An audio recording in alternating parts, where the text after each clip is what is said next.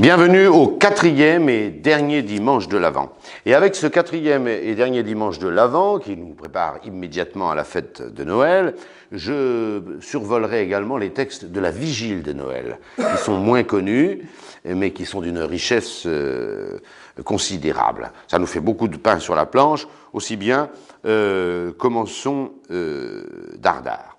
L'évangile du quatrième dimanche de l'Avent, c'est très simple, c'est la proclamation très solennelle, comme vous allez voir, de l'arrivée non pas du Messie, mais de la période messianique. C'est Saint Jean-Baptiste qui inaugure son apostolat. C'est tiré de l'évangile de Saint Luc, c'est extrêmement solennel, chapitre 3, versets 1 à 6. Avant, Saint Luc nous a raconté tout l'évangile de l'enfance, l'annonciation et tout cela, et là, on rentre dans la vie publique du Seigneur par, non pas l'arrivée du Seigneur, mais par son héros, par Saint Jean-Baptiste qui se met à crier dans le désert. Écoutez la solennité de ce texte, qui d'ailleurs ne méritera pas de commentaires attardés, puisque c'est extrêmement limpide.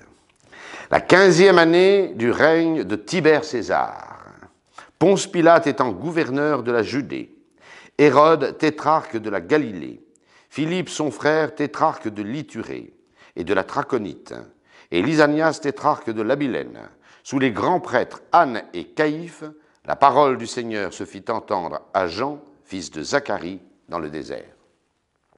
Et il vint dans toute la région du Jourdain, prêchant un baptême de pénitence pour la rémission des péchés, ainsi qu'il est écrit au livre des oracles du prophète Isaïe, « Voix de celui qui crie dans le désert, préparez le chemin du Seigneur, rendez droit ses sentiers, toute vallée sera comblée, toute montagne et colline seront rabaissées, les chemins tortueux deviendront droits, les raboteux unis, et toute chair verra le salut de Dieu. » Voilà cette page d'évangile.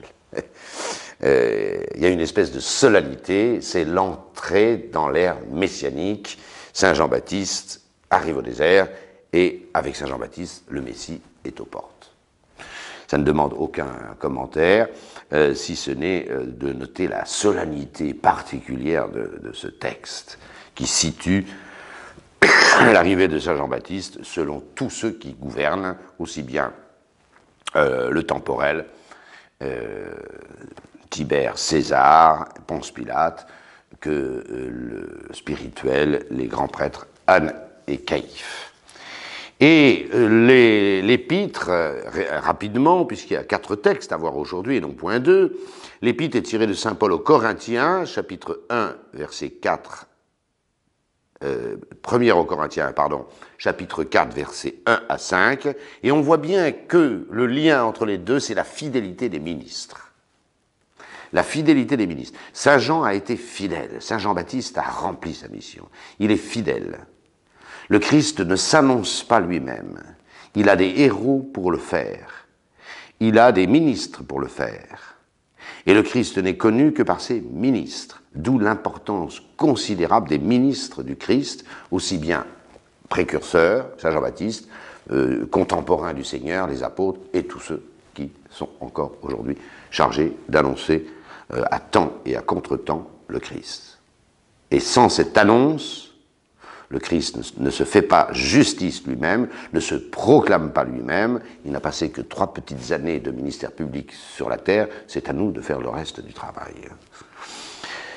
Épître aux Corinthiens, un petit mot. Alors attention, cette épître aux Corinthiens n'est pas du tout comme les précédentes, Philippiens, Colossiens et Éphésiens, où saint Paul développe une doctrine pacifiquement avec la sublimité de ses textes sur le Christ, mais l'épître aux Corinthiens est une épître, j'allais dire, polémique du début à la fin. Saint Paul y règle successivement les problèmes nombreux que ne manquent pas d'occasionner tous ces Corinthiens turbulents, à peine convertis, et qui sont encore à se quereller, à se chamailler, à vivre parfois dans la débauche, à perturber les cérémonies et le saint sacrifice de la messe, à se demander si on peut manger des idolotites, est-ce que le mariage, est-ce qu'on peut se marier avec un non-chrétien, enfin, tous les problèmes les plus techniques, saint Paul doit prendre ces Corinthiens à bras-le-corps, voilà. Et en plus, saint Paul est contesté dans cette Église. L'autorité du grand saint Paul est mise à mal par les Corinthiens. Et la deuxième aux Corinthiens est presque une justification de saint Paul qui est obligé de se justifier de son autorité sur eux. Donc vous voyez, on n'est plus du tout dans le schéma des précédentes. Et voilà pourquoi saint Paul va établir encore l'autorité qui lui permet de gouverner les églises qu'il a fondées. Il leur dit à un moment, vous avez peut-être 36 000 pédagogues dans le Christ, mais vous n'avez qu'un père, c'est moi. Voilà, le grand saint Paul. Donc, 1 Corinthiens, chapitre 4, versets 1 et 5. Mes frères, que les hommes nous considèrent comme les ministres du Christ et les dispensateurs des mystères de Dieu. Or, ce que l'on attend chez les dispensateurs, c'est qu'ils soient trouvés fidèles. Pour moi, peu m'importe d'être jugé par vous ou par quelque tribunal humain. Bien plus, je ne me juge pas non plus moi-même, car encore que ma conscience ne me reproche rien, je n'en suis pas justifié pour autant. Celui qui me juge, c'est le Seigneur. Ne jugez donc point avant le temps marqué pour la venue du Seigneur. C'est lui qui éclairera ce qui est caché dans les ténèbres et découvrira les secrets des cœurs. Et alors chacun recevra de Dieu la louange qui lui est due.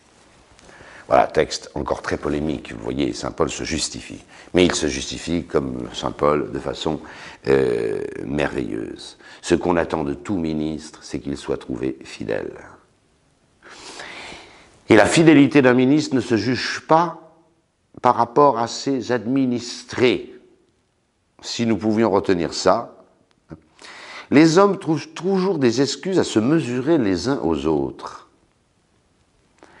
On trouve toujours un plus moche que soi, au moins apparemment. On trouve toujours un plus sot que soi. On peut toujours se consoler ou même s'illusionner, surtout, en se mesurant aux autres. Si on pouvait retenir ce conseil de saint Paul. Écoutez l'audace du grand saint Paul. Ce qu'on cherche de tout dispensateur, de tout ministre, c'est qu'il soit trouvé fidèle. Ça, c'est pas original. Mais pour moi, dit-il, il m'importe fort peu d'être jugé par vous, les Corinthiens. Aucune importance. Bien plus, je ne me juge pas moi-même. Quelle audace. Il ne se juge pas lui-même, saint Paul. Nous sommes toujours à nous justifier. C'est inouï, c'est la réaction la plus primitive de l'homme. Les gens passent leur temps à se justifier. Qu'ils aient fait bien pour s'en vanter, qu'ils aient fait mal pour s'en excuser. Ils n'arrêtent pas. Ils n'arrêtent pas. Ils se comparent sans arrêt aux autres, un, et deux, ils se justifient eux-mêmes.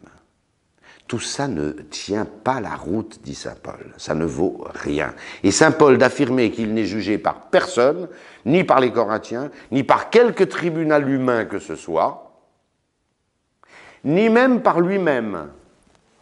Ni même par lui-même. Il n'est pas juge de lui-même. Pourquoi? La raison est simple, c'est qu'il n'y a qu'un seul juge, c'est le Seigneur. Les autres ne valent pas. Alors, ce n'est pas une question politique ici. Il y a des tribunaux, il y a des juges.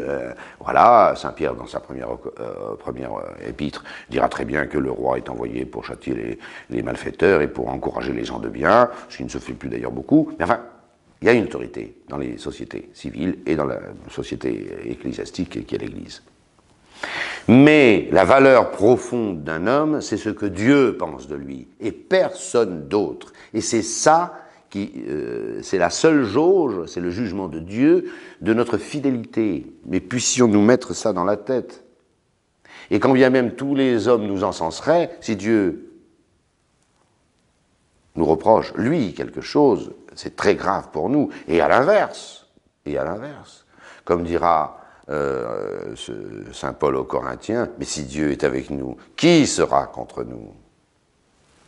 Si Dieu justifie ses élus, qui les accusera? Alors un chrétien doit comprendre une bonne fois pour toutes, et a fortiori un ministre de l'Évangile et du Christ, que son seul juge, c'est le Seigneur. Car encore que ma conscience ne me reproche rien, poursuit l'apôtre, Qu'est-ce que saint Paul pouvait bien avoir à se reprocher? Un zèle pareil et une fécondité illimitée. Je n'en suis pas justifié pour autant. C'est pas ça qui me justifie. Celui qui me juge, un homme n'a qu'un seul juge, c'est le Seigneur.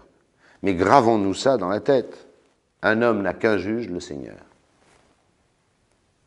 Or, nous cherchons des justifications auprès de tout le monde, et nous en cherchons continuellement auprès de notre propre tribunal. Voilà.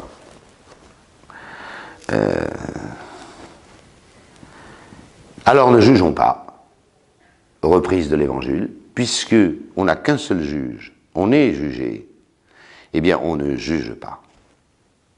Et là le Seigneur a été, ne jugez pas et vous ne serez pas jugés. Ne jugez pas. Et j'ajoute, ne jugez pas les autres, ne vous jugez pas vous-même non plus. Essayons d'arrêter de nous justifier. Quelle grâce! Quelle grâce! Il n'y a que devant le bon Dieu qu'on peut supplier sa miséricorde pour que lui nous ait en sa faveur.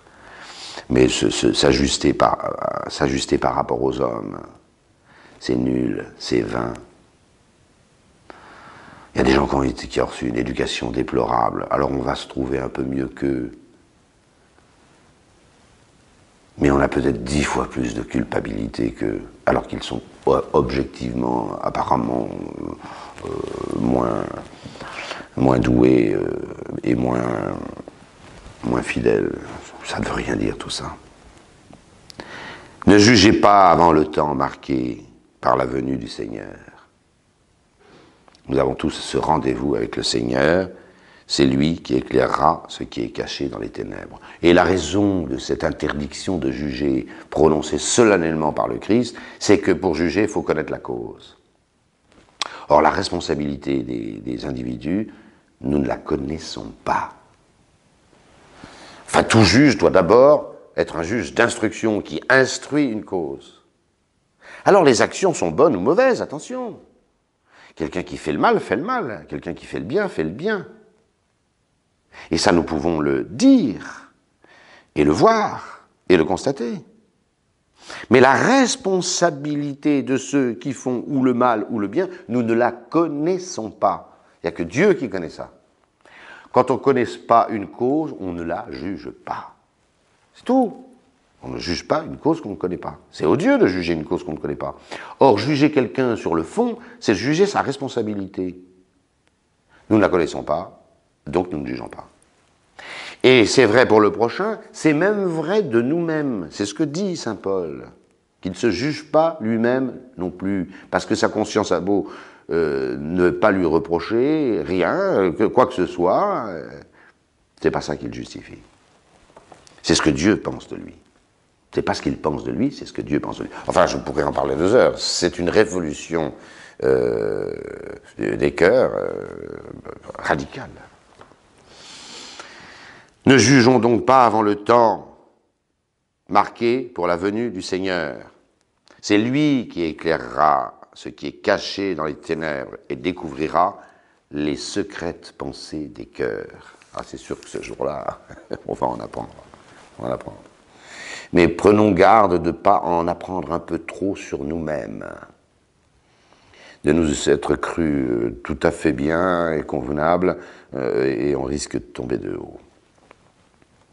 Celui qui se croit, je cite encore saint Paul bien sûr, celui qui se croit être quelque chose, il se séduit lui-même, il est le séducteur de sa propre personne, il vit dans l'illusion, dit saint Paul. Si quelqu'un se croit être quelque chose, nous ne pouvons pas imaginer, dit encore saint Paul, quelque chose comme venant de nous-mêmes. Nous n'avons rien si ce n'est le jugement du Seigneur sur nous. Bref, voilà. Et j'allais dire, c'est une description de saint Jean-Baptiste. Saint Jean-Baptiste, il a une mission précise. Il s'en acquitte à la perfection. Il ne se juge pas lui-même. Il va s'effacer, se retirer, mission accomplie, et bien accomplie. Et celui qui jugera, c'est le Seigneur. Ça, c'est... Et quand bien même vous auriez fait tout le bien qui est en vous, dites et pensez, parce que si on le dit, c'est qu'on le pense. Vous êtes des serviteurs inutiles. Inutiles. Quand on est au service du Christ, il faut bien comprendre une chose, d'entrée de jeu, c'est pas nous qui lui faisons une faveur en le servant, c'est lui qui nous fait une faveur en nous permettant de le servir. Et il n'a pas besoin de nous. Omnia mea sunt, dit le psaume, tout est à moi et je n'ai besoin de rien. Dieu a besoin de rien. Il pourrait en trouver 10 bien meilleurs que vous, bien plus efficaces, et s'il en a besoin, il le fera. Bref, ça remet les serviteurs de l'Évangile et du Christ à leur juste mesure, qui est considérable, à cause de l'honneur que Dieu leur fait de les servir. Donc vous voyez, nous sommes à deux doigts avec ce 4e dimanche de l'Avent, de rentrer dans le mystère de Noël, et devant l'imminence de l'arrivée du Christ, sachons réajuster notre conscience. Sachons nous tenir à notre place. Et sachons anticiper ce jugement, le seul qui compte, celui de Dieu sur nous. Le reste, ce que pensent les hommes de vous, alors là, il faut de plus en plus, à force de prendre de l'âge, se moquer éperdument de ce que les hommes peuvent penser de nous. Clair. Pas eux qui nous jugeront, hein. Pas eux qui nous jugeront. Oh, regardez les hommes. Ils sont aux 400 coups. Dès qu'ils sont un peu dans le collimateur, ils essayent de se justifier par tous les mensonges, par tous les artifices, surtout en politique. Et ils se soucient absolument pas du jugement de Dieu, qui aurait de quoi, pour certains, les faire frémir, objectivement. Voilà. C'est un renversement. Un chrétien est mu de l'intérieur. Sa jauge, sa référence, c'est le Seigneur, et point, rien d'autre. Rien d'autre. Et c'est ça la liberté chrétienne. On n'est plus jugé par personne. Ni même par soi, j'insiste. On n'est plus jugé par personne, si ce n'est le Seigneur. Voilà. Alors on appelle ce temps nouveau de toutes ces fibres, un temps où l'homme est vrai en face de lui, et surtout, vous l'avez compris, en face de Dieu. Et ce 4e dimanche de l'Avent est un cri vers le Seigneur pour que, quand il arrive, on est prêt. Je ne reviens pas sur toute la préparation immédiate de cette venue du Seigneur, mais là on est en plein dedans. L'introïte, cieux, répandez d'en haut votre rosée, et que les nuées fassent pleuvoir le juste, que la terre s'ouvre et produise le Sauveur. On a déjà vu ce texte. Hein. Le Verbe de Dieu vient d'en haut, il est envoyé par son Père, mais la terre donne son fruit. C'est la jonction de la terre et du ciel dans le Christ Jésus. Le Père de notre Seigneur Jésus-Christ envoie son Fils, mais la terre porte son fruit dans le sein de la Vierge Marie. Jésus est aussi, même s'il est fondamentalement du ciel, il est aussi de la terre. Rapidement, ces textes, évidemment, vous ne serez pas surpris de voir l'offertoire, qui est la salutation angélique. Je vous salue Marie, pleine de grâce. Le Seigneur est avec vous. Vous êtes bénie entre toutes les femmes, et le fruit de vos entrailles est béni. Bon, vous connaissez ces paroles par cœur. J'espère que vous les récitez 50 fois par jour. Mais ce fruit de la terre, c'est la Vierge Marie qui le porte.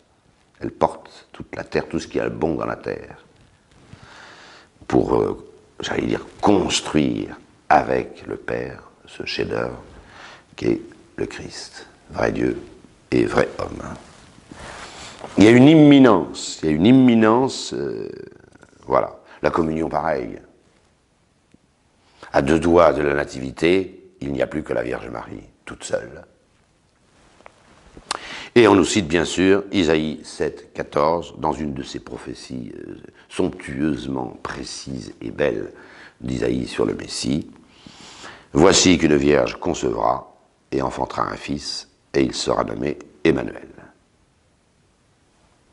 Une vierge va concevoir. Parthénos dans le texte grec. Et toutes les langues anciennes distinguent très bien une jeune fille d'une dame. L'une est vierge, l'autre ne l'est pas. Et c'est bien une vierge qui va concevoir. Elle enfantera un fils, Ça, mais ce Fils, c'est Dieu avec nous. Tout le mystère de l'incarnation est dans ces petits textes. Vous voyez, l'imminence de l'arrivée du Seigneur, eh bien, fait que toute la prière de ce dimanche, malgré la solennité de l'Évangile, notre fidélité immédiate à cet avènement du Seigneur, se concentre dans la Vierge Marie, la Vierge fidèle. La Vierge fidèle. Imaginez le jugement que pouvait avoir la Vierge Marie sur elle-même. Elle aurait pu, mais attendez, elle aurait pu se dire, mais attendez, je suis la reine du ciel. Non, je suis la servante du Seigneur. Je suis la servante du Seigneur. C'est tout. C'est tout, mais c'est pour ça qu'elle est grande. Voilà. Voilà ce 4e dimanche. Je ne résiste pas au plaisir de vous traiter rapidement, c'est pour ça que j'ai été si bref sur le 4e dimanche, pour traiter également avec, conjointement, c'est pratiquement similaire, les textes moins connus, mais combien riches, de la vigile de Noël. De la vigile de Noël. Et les fidèles les connaissent un peu moins, par la raison qu'ils vont à la messe le dimanche, pas sûr qu'ils aillent à la messe de la vigile de Noël. Mais ces textes sont très beaux. L'évangile de la vigile de Noël, c'est Saint Matthieu, chapitre 1, versets 18 et 21. Autrement dit, c'est au tout début de l'évangile de Saint Matthieu. Et c'est la grande épreuve de Saint Joseph. Grande épreuve. Mystère incroyable. Je lis ce texte. Marie, mère de Jésus, étant alors fiancée à Joseph, il se trouva, avant qu'ils n'eussent habité ensemble, qu'elle avait conçu par l'opération du Saint-Esprit. Mais Joseph, son époux, qui était juste, ne voulant pas la diffamer, est résolu de la renvoyer secrètement. Il y songeait lorsqu'un ange du Seigneur lui apparut en songe et lui dit « Joseph, fils de David, ne crains pas de prendre avec toi Marie ton épouse, car ce qui est né en elle vient du Saint-Esprit. Elle enfantera un fils, et tu lui donneras le nom de Jésus, parce que c'est lui qui sauvera son peuple de ses péchés. » Voilà ce texte. Matthieu, là, pas de laïus. Hein. Pas de laïus. On aurait aimé que saint Matthieu développât un petit peu les cogitations terribles, poignantes, existentielles, on dirait aujourd'hui, de saint Joseph. Saint Matthieu, c'est brut de décoffrage. Brut de décoffrage. Marie, mère de Jésus, étant alors fiancée, autrement dit, et nous le savons par l'évangile de saint Luc, lorsque l'ange apparaît le 25 mars à la Sainte Vierge Marie, à Nazareth, elle est fiancée. Elle est fiancée. Elle n'est pas encore mariée. Alors il est vrai que les fiançailles juives donnaient le droit conjugal, et que la Sainte Vierge Marie, dans la scène de l'Annonciation, saint Luc, il dit « Attention, je ne connais pas d'homme », alors que, voilà, elle était fiancée. Et elle aurait pu, selon la loi juive, connaître son époux, au sens biblique du mot « connaître », bien sûr. Mais elle n'est que fiancée. Même si, encore une fois, les fiançailles comportent, chez les Juifs, le droit conjugal. Avant qu'ils n'eussent habité ensemble, alors c'est vrai qu'ils n'habitaient pas ensemble. Ils avaient droit aux relations conjugales, mais avant qu'ils n'eussent habité ensemble, ils n'habitent pas sous le même toit. Il se trouva qu'elle avait conçu par l'opération du Saint-Esprit. Alors évidemment, saint Matthieu nous donne tout de suite la solution qui aurait évité bien des soucis à saint Joseph si il avait été aussi informé que Matthieu, ainsi que Luc par la Vierge Marie elle-même. Voilà, parce qu'il n'y a qu'un seul témoin de cette scène de l'Annonciation, évidemment, par définition. Ils sont deux, il y a la Vierge Marie et l'ange Gabriel, mais historiquement, qui a raconté ça? Évidemment la Vierge Marie, il n'y en a pas d'autre. Voilà pourquoi l'évangile de saint Luc développe énormément cet évangile de l'enfance et l'Annonciation en particulier, parce qu'il a eu des confidences de la Vierge Marie. C'est revenu bien sûr aux oreilles de saint Matthieu, mais voyez, il n'a pas le détail, saint Matthieu. Il a les grandes vérités. Cette Marie, mère de Jésus, étant fiancée à Joseph, tout à l'heure, elle sera mariée, attention, tout à l'heure, elle sera mariée, les mots sont importants. Il se trouva qu'elle était enceinte, avant qu'ils n'eussent habité ensemble, qu'elle était enceinte du Saint-Esprit. Seulement, Joseph ne sait rien. Joseph n'en sait rien. Il sait très bien qu'il n'a pas eu de relation, quoi qu'il l'aurait pu. Il sait très bien pourquoi il n'a pas eu de relation, parce que cette Vierge sainte en avait fait le vœu à l'avance, et Saint Joseph était bien au courant, puisqu'il ne peut pas y avoir de promesse de mariage si ce n'est d'un commun accord de renoncer à ce droit conjugal, donc il était parfaitement au courant, et puis il savait bien qu'elle ne pouvait pas être enceinte de lui. C'est une évidence. Mais il n'en savait rien. Alors ça, ne me demandez pas pourquoi, le bon Dieu n'a pas voulu que Saint Joseph sache. La question la plus poignante, la plus terrible, c'est pourquoi la Sainte Vierge ne le lui a pas dit. Eh bien, la Sainte Vierge ne le lui a pas dit. C'est tout. Elle était bien au courant de tout et elle ne l'a pas dit à son fiancé. On parlait tout à l'heure de ceux qui se justifient sans arrêt. Vous imaginez une jeune fille qui se retrouve enceinte alors qu'elle est fiancée et qu'elle est évidemment, et ça ils le savent tous les deux, elle n'a pas eu de relation. Alors là, moi, ceux qui se justifient tout le temps, alors là, attendez, ils trouvent un exemple, mais inimaginable de sainteté. Inimaginable. Vous pourriez me poser la question, mais est-ce que c'est pas un peu cruel de la part de la Vierge Marie? La Vierge Marie, qu'est-ce que vous voulez? Elle ne se vante pas, elle ne se justifie pas. Elle s'en remet à Dieu. Elle n'a qu'un juge, comme dit saint Paul, c'est Dieu. C'est lui qui jugera et qui révélera les secrets des cœurs au temps de son apparition.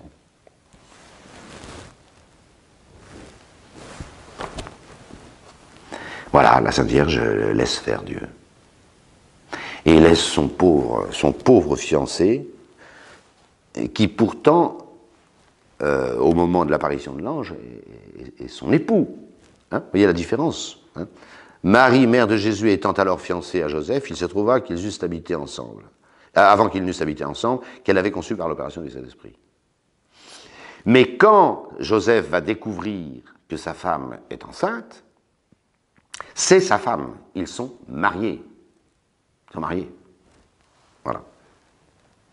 Et il est dans ses pensées. Et la Vierge Marie ne lui dit rien. Et il l'épouse entre-temps, puisqu'elle tombe enceinte quand elle est fiancée, mais ça, saint Luc le dit clairement, et quand saint Joseph s'aperçoit qu'elle est enceinte, ils sont mariés. Et même, c'est pas dit dans ce texte, ni dans celui directement de l'Annonciation de saint Luc, mais après, la Sainte Vierge a disparu pendant quelques mois. On sait à peu près combien de temps elle a disparu, puisque dès l'Annonciation, comme elle a appris que sa vieille cousine Élisabeth, un autre miracle, est tombée enceinte à un âge largement dépassé, elle file immédiatement dans les montagnes de Juda pour aider sa cousine, la maman de Jean-Baptiste. Voilà. Et c'est normal qu'une jeune fille de 16 ans aille aider sa vieille cousine qui en a 81. Et elle file tout de suite. Et alors on peut, comme ils ont 6 mois d'écart, Jésus et Jean-Baptiste, ces deux cousins, ben on peut imaginer le temps que la Sainte Vierge Marie reste dans les montagnes de Juda à aider sa vieille cousine. 3 ou 4 mois. Ben, le temps au moins qu'elle accouche et qu'elle gère la période difficile qui suit immédiatement. Autrement dit, 3-4 mois. Puisqu'on sait que c'est le 6e mois de celle qui était stérile au moment de l'Annonciation. Seulement quand elle revient, de 4 mois au moins, parce que j'imagine qu'elle n'est pas partie le lendemain de l'accouchement d'Élisabeth, de Saint Jean-Baptiste, eh bien, évidemment, ça se voit. Mais à ce moment-là, ils sont mariés. Elle a dû se marier juste avant de partir, juste après l'Annonciation. La Sainte Vierge a dû se marier juste après l'Annonciation. Enfin, se marier au sens de prendre chez elle. Et puis elle file 4 mois. Voilà, ce pauvre Joseph. Alors là, je ne ferai pas de subtilité, comme font beaucoup de prédicateurs. Saint Joseph est un homme juste. Alors ça, on peut dire qu'il est juste. À chaque fois qu'il bouge, on dit qu'il est juste. Et juste, dans l'Ancien Testament, c'est saint. C'est-à-dire que c'est un homme saint. La justice, c'est la sainteté. On l'a oublié ces temps-ci. Hein. On fait des patenôtres et puis on est injuste. Non. La justice et la sainteté, c'est la même chose dans le Nouveau Testament. Joseph étant un homme juste, c'est un homme saint. Et un homme saint est un homme juste. Mais c'est l'évidence. La justice, c'est de rendre à chacun ce qu'on lui doit. Alors quand on ne rend pas à ce qu'on doit, eh ben, on ne peut pas être saint. Donc justice et sainteté, c'est la même chose. Bon. Cet homme est juste, et donc saint. Et on nous dit qu'il est dans ses pensées. Alors évidemment qu'il est dans les pensées. Comment une vierge si belle, si pure, si loyale, si fidèle est enceinte, il ne le sait pas.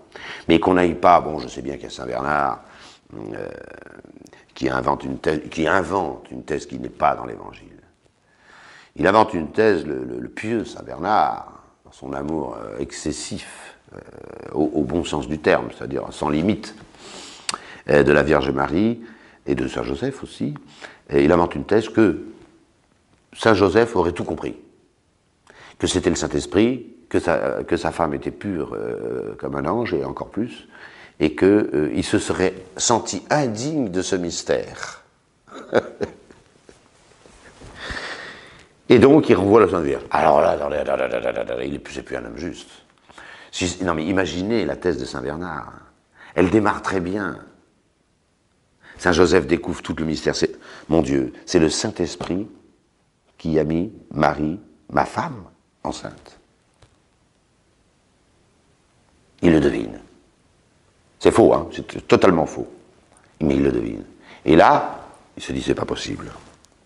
C'est tombé sur moi, ce mystère des mystères.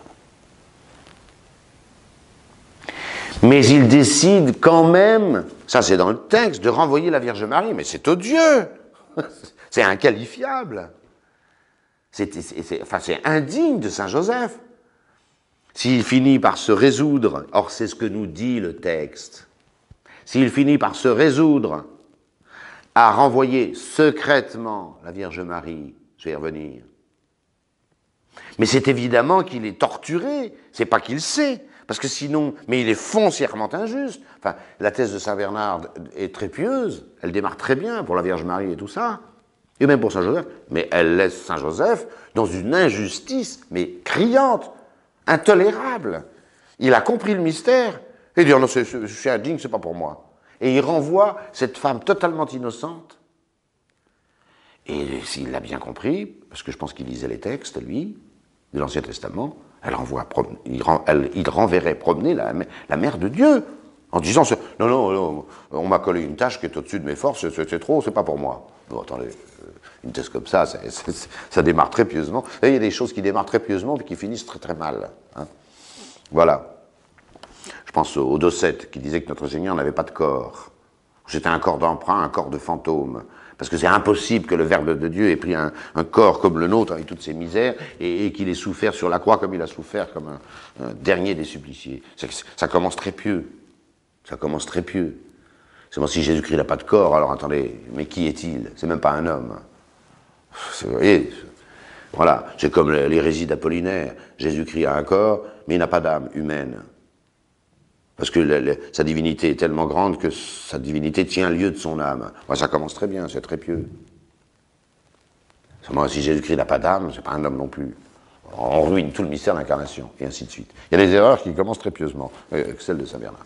Alors, et puis de toute manière, il a le texte contre lui, le grand Saint Bernard. Mais c'est très beau, la thèse de Saint Bernard, mais c'est très faux. Voilà, disons-le clairement. Pourquoi? Parce que l'Évangile dit le contraire. Et que si Saint Joseph, à force de cogitation, le pauvre, a dû être torturé, il savait bien qu'il ne comprenait pas quelque chose. Je crois que c'est la seule chose qu'il a compris, c'est qu'il ne comprenait pas quelque chose. Mais enfin, sa femme était enceinte, et pas de lui, ça c'est clair. Et alors il y avait deux renvois possibles. Le renvoi solennel, comme une femme adultère, etc. À certaines époques, ça ne se faisait plus. On pouvait même aller jusqu'à les lapider, alors c'est vous dire. et il y en a encore qui le font, suivez mon regard, ou bien il y avait le renvoi très discret, voilà. Bon. J'allais dire incognito. Voilà. Alors évidemment, devant la sainteté de cette Vierge Marie et Saint Joseph, voilà. Mais il ne faut pas dire qu'il avait compris le mystère, alors il est décidé, heureusement que l'ange arrive, il est décidé à renvoyer son épouse. Mais sinon, c'est odieux pour lui. Il est inqualifiable, il est injuste. Or, on nous dit sans arrêt, dès qu'on parle de Saint Joseph dans le Nouveau Testament, c'est un homme juste. Donc il avait bien imaginé que, voilà, il se trompait, il s'est trompé, mais comment voulez-vous ne pas vous tromper dans des conditions pareilles? Voilà. La question la plus difficile à résoudre, c'est le silence de la Sainte Vierge. Mais ça, c'est le secret du roi. C'est la sainteté de la Sainte Vierge. C'est vrai que c'est inimaginable qu'elle n'ait pas pris Saint Joseph à part, même avec beaucoup d'humilité, comme elle s'est fait, en lui disant, écoute, je ne vais pas te laisser. Non, ça, c'est... J'ai pas de réponse à ça, j'ai pas réponse à tout. Voilà. Je pense que c'est le bon Dieu qui lui avait dit, écoute, c'est moi qui arrangerai l'affaire. Laisse-moi faire. Je ne vois pas de solution. Si j'en ai une autre, je la donnerai. Et si vous en avez une autre, je la prends. Voilà, page d'évangile absolument sublime. Sublime. Qui nous dépasse. Mais quelle vertu chez Saint Joseph. Et quelle vertu chez la Sainte Vierge. Vous vous rendez compte? Nous, dès qu'on nous fait un tout petit peu de tort, un peu d'ombre, on rue dans les brancards, on se justifie. Et on trouve des excuses à toutes nos lâchetés, nos péchés. Ces deux-là, les êtres les plus saints après le Seigneur Jésus-Christ, sont dans une épreuve terrible qui peut faire tout casser. Et ils se taisent. Mais quelle leçon! Quelle leçon! Hein. Voilà. Alors évidemment, l'ange arrive. C'est toujours sous forme de songe et la nuit. Saint Joseph prend les bonnes décisions la nuit. Parce qu'un ange lui apparaît. Alors là, tout va bien. Et non seulement il lui explique la raison de cette conception de son épouse, car après, ne crains pas de prendre chez toi Marie, ton épouse. Et elle est mariée, c'est sa femme. Avec tout le droit conjugal. Voilà. Eh bien, elle enfantera un fils, et tu lui donneras le nom de Jésus. Ben oui, c'était le rôle du père. Et là, Saint Joseph comprend toute sa mission. Il n'est pas un paravent. Il n'est pas un paravent. Même s'il n'y est pour rien dans la conception virginale de son épouse, il est vraiment le père. Et père, celui de la femme duquel naît légitimement un enfant. Or, cet enfant naît légitimement de son épouse, donc il en est le père. C'est tout. C'est QFD. Et c'est pourquoi c'est lui qui lui donnera le nom de Jésus. C'est lui qui le nommera. Et les deux généalogies du Christ Jésus que nous avons dans l'Évangile, Matthieu et Luc, c'est sur les généalogies de Joseph. Alors il se trouve qu'il y avait une parenté entre Joseph et lointaine entre Joseph et Marie, 3e génération. Donc ça vaut pour les deux, mais c'est la parenté légale qui est donnée. Et tu lui donneras le nom de Jésus, car c'est lui qui sauvera son peuple de ses péchés. Voilà. Est-ce que Joseph a deviné toute la grandeur de ce fils conçu du Saint-Esprit par sa femme? Ça n'est pas dit. Ça n'est pas dit. L'ange Gabriel est beaucoup plus clair dans l'Annonciation que ne l'est cet ange dont on ne sait pas qui est-il. Est-ce que c'est le même? Est-ce que c'est Gabriel? Je n'en sais rien. Moi, je suis l'Écriture sainte, je ne peux pas ni en enlever ni en rajouter. Et nous arrivons alors à ce texte absolument, et c'est par là que je finirai, ce texte étonnant de l'épître de la Vigile. Saint Paul aux Romains, chapitre 1, verset 1. Autrement dit, le tout début de ce chef-d'œuvre, de ce traité de la foi catholique, qu'est l'épître aux Romains. J'ai déjà parlé de l'Épître aux Romains, je n'y reviens pas. Mais je ne résiste pas à vous lire ce texte, qui est un concentré encore, mais comme saint Paul seul sait en faire, sur la vérité du Christ Jésus. Voilà. Et toujours sous l'aspect de la fidélité de ses serviteurs. Toujours. Le Christ n'est grand que de la fidélité de ses serviteurs. Non pas que les serviteurs, bons ou mauvais, soient capables de changer quoi que ce soit dans la grandeur et la beauté du Christ. Je sais ce que je dis, voilà. N'empêche que, là où le serviteur est fidèle, le Christ est enseigné comme il doit l'être. Et là où le serviteur est infidèle, le Christ n'est pas enseigné comme il doit l'être. Quelle responsabilité des pasteurs! Écoutez ce texte fulgurant, c'est les 6 premiers versets de l'Épître aux Romains. Paul, serviteur du Christ Jésus, appelé apôtre, mis à part, ségrégatus, mis à part pour annoncer l'évangile de Dieu, que Dieu avait promis par les prophètes dans les Saintes Écritures, touchant son Fils, né de la race de David selon la chair, et déclaré Fils de Dieu selon l'esprit de sanctification par sa résurrection d'entre les morts, Jésus-Christ, notre Seigneur, par qui nous avons reçu la grâce et l'apostolat pour amener en son nom toutes les nations à l'obéissance de la foi, parmi lesquelles vous êtes, vous aussi, appelés par Jésus-Christ, notre Seigneur. Ce texte est fabuleux. Fabuleux. Il n'y a pas d'autre mot. D'abord, saint Paul, d'habitude, dit qu'il est apôtre. Et là, il dit qu'il est serviteur. Et qu'il est appelé apôtre. Déjà, ne lisez pas un texte avec... pourquoi saint Paul, qui commence toujours ses épîtres en disant « Paul, apôtre de Jésus-Christ », il commence ici « Paul, serviteur de Jésus-Christ ». Vocatus apostolus, appelé apôtre. C'est une petite querelle qu'il a eue avec saint Jacques, le cousin du Seigneur, évêque de Jérusalem,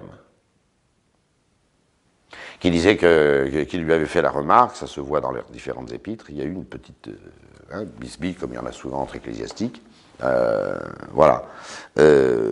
Par humilité, saint Paul, même si il était évident qu'il était apôtre, mais enfin il l'était, c'est Jésus qui l'avait choisi tout seul sur le chemin de Damas, c'est pas un des 12, hein, voilà. Bon, ça défrisait un petit peu saint Jacques, le cousin du Seigneur, de ce que saint Paul se vanta sans cesse de son titre d'apôtre. Et il ne le fait plus qu'un autre, parce qu'effectivement, comme il n'est pas parti des 12, comme il ne fait pas partie des 12, il fallait bien qu'il justifie son autorité fantastique d'apôtre. Bon, voilà. Et là, il ne s'appelle que serviteur, suite à une remarque que l'on trouve dans la première épître, enfin dans l'épître de saint Jacques, comme quoi il ne faut pas s'appeler apôtre, mais on est des serviteurs. Alors saint Paul, plein d'humilité, s'appelle serviteur de Jésus-Christ. Vocatus, appelé apôtre. Déjà. Mis à part pour annoncer l'évangile de Dieu. Segregatus in evangelium Dei dit la Vulgate. Saint Paul est mis à part. C'est dire qu'il est vraiment un apôtre et qu'il est un élu, choisi directement et mis à part des autres. Ah oui, mais c'est comme ça. C'est comme ça. Il dira dans l'Épître aux Galates que Pierre, Céphas, a été choisi pour les Juifs et lui pour les gentils. Il est mis à part. Et c'est ce que lui dit Jésus sur le chemin de Damas et dans plusieurs apparitions qu'il a eues après du Seigneur Jésus-Christ. Hein, il a été envoyé au roi, aux princes, aux nations et au peuple des nations. Et là encore, il a réussi au-delà de toute mesure. Mis à part pour annoncer l'évangile. Alors saint Paul va nous dire ce que c'est que l'évangile. Alors ça vaut le coup qu'on s'arrête. Ce serviteur de Jésus-Christ, appelé apôtre, a été segregatus, j'aime bien ce mot de la Vulgate, il a donné le mot ségrégation. Hein? Saint Paul est à part. Il est à part. Il le dit, il est à part. Il est à part des autres. Pourquoi ? Il a une annonce particulière de l'évangile aux nations. Et il va nous dire ce que c'est que l'évangile. L'évangile, c'est quoi ? Eh bien, écoutez ce que c'est que l'évangile. L'évangile de Dieu, que Dieu avait prédit, promis par ses prophètes. Donc l'évangile est déjà la bonne nouvelle. On va savoir ce que c'est. Elle est déjà annoncée chez les prophètes. Ce n'est pas une invention, c'est déjà écrit, cet évangile. C'est quoi l'évangile, maintenant, vous me direz? Pour lequel saint Paul a été mis à part, et que cet évangile est déjà promis par les prophètes. C'est écrit. Eh bien, touchant son Fils. L'évangile, c'est le Fils. L'évangile, c'est le Fils. Attention, il ne dit pas tout de suite, il ne dit pas le Fils de Dieu. Il dit l'évangile, pour lequel j'ai été mis à part, je me répète parce que tout est important. Et déjà annoncé, l'évangile est annoncé chez les prophètes, prédit par les prophètes. L'évangile, c'est quoi? La bonne nouvelle, c'est le Fils. Saint Paul ne dit pas le Fils de Dieu, vous allez comprendre pourquoi. Évidemment que Jésus-Christ est le Fils de Dieu, si c'est ça qui vous inquiète. Bon. Touchant son Fils, voilà l'évangile. Le contenu de l'évangile, c'est le Fils. Son Fils, oui mais son Fils, né de la race de David selon la chair. Voilà, alors pour la chair, c'est clair. Le Fils, ce Fils, qui est l'Évangile, c'est, selon la chair, le descendant de David. Bon, c'est pas mystérieux, c'est comme ça que le Messie est appelé tout au long de l'Écriture, voilà. Voilà pour ce qui est de son humanité. L'Évangile, c'est le Fils. Et ce Fils, pour ce qui est de la chair, c'est celui de David. Voilà, par la Vierge Marie. Mais c'est pas que ça. Hein. Et déclaré fils de Dieu. Ah, alors là, prédestinatus filius Dei, dit la Vulgate. Attention à ce mot prédestinatus que certaines traductions vous mettent et qui risque de nous induire totalement en erreur et même dans l'hérésie. Ce fils, concernant la chair, il est celui de David. Pas de problème. Mais il est prédestinatus filius Dei. Il est déclaré à l'avance fils de Dieu. J'aime bien cette expression déclaré à l'avance. Bon, je n'ai pas l'habitude souvent d'aller chercher le texte grec, mais là il peut nous aider. C'est le verbe oristo, oristein, oristentos, en grec le participe passé. Qu'est-ce que ça veut dire? C'est une délimitation, c'est une démarcation, oristentos, démarqué, si je puis dire. Voilà, c'est déclaré, c'est pas trop mal, mais prêt à déclarer, déclaré à l'avance. Il ne s'agit pas de dire que Jésus devient Dieu par sa résurrection. On n'est pas hérétique. Mais voyez ce fils, en quoi consiste l'évangile, selon la chair, fils de David, et prédestinatus filius Dei, déclaré, mais à l'avance. Et voilà le sens du verbe orizo, oristentos, le participe passé. Il est limité, délimité, précisé, et finalement, on peut dire, il est non pas réalisé, attention, hein, non pas réalisé, mais il est non pas constitué, ou sinon constitué à l'avance, déclaré, déjà déclaré. Voilà. Mais qu'est-ce qui fera cette déclaration, cette délimitation, cette annonciation de Jésus, qui pour la chair née de David, et qui pour sa paternité, la paternité divine, est le Fils de Dieu, prédestinatus filius Dei. Alors qu'est-ce que c'est? Eh bien, il va nous le dire, saint Paul. Et déclaré, constitué à l'avance, démarqué à l'avance, comme Fils de Dieu. C'est l'esprit de sanctification par la résurrection d'entre les morts. Voilà ce qui fait, voilà ce qui statue que Jésus est le Fils de Dieu, qu'il est Fils de Dieu de sa conception.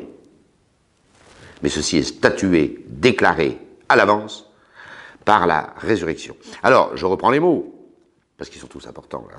C'est ça l'Évangile. L'Évangile, c'est le Fils. Et selon, par rapport à la divinité, il est constitué à l'avance Fils de Dieu, par la puissance, dunamis en grec, par la puissance. Et quelle est cette puissance qui déclare à l'avance Jésus-Christ, Fils de Dieu?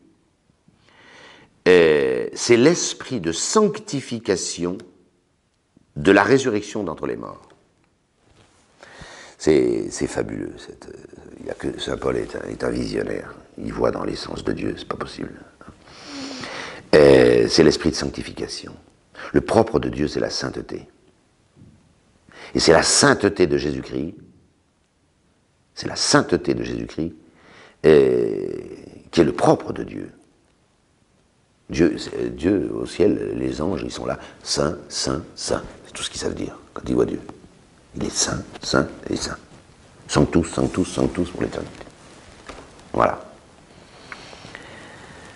Alors, Jésus-Christ n'est pas devenu Dieu par sa résurrection, mais il est déclaré à l'avance,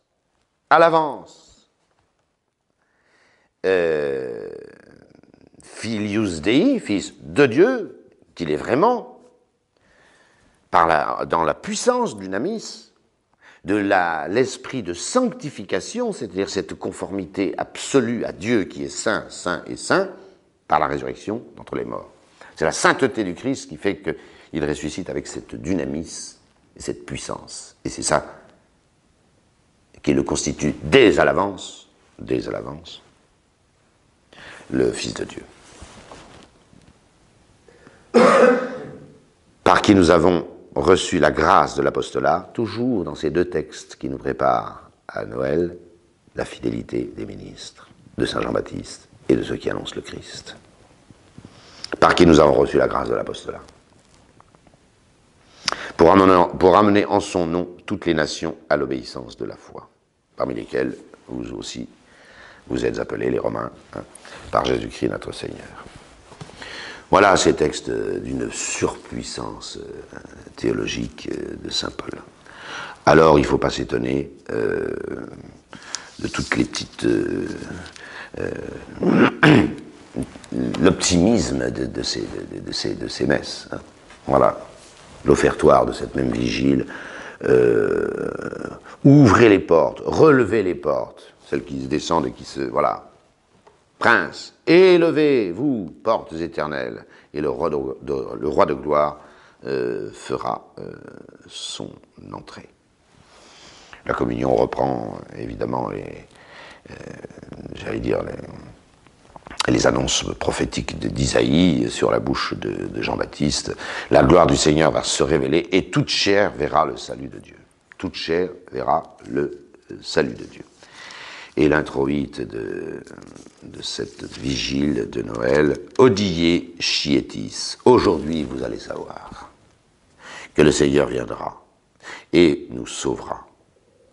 Dès le matin, vous verrez sa gloire. Jésus est né au tout petit matin, du 25 décembre. Voilà, mais dès le matin, vous saurez que dans la cité de David, il vous est né un sauveur qui est le Christ Seigneur. C'est ce que dira l'ange au berger. Il vous est né un sauveur qui est le Christ Seigneur. L'expression est uniquement là. Et en vous souhaitant un joyeux Noël, eh bien, je finis par ce chant de triomphe des anges. Gloire à Dieu au plus haut des cieux et paix sur la terre aux hommes de bonne volonté. Joyeux Noël.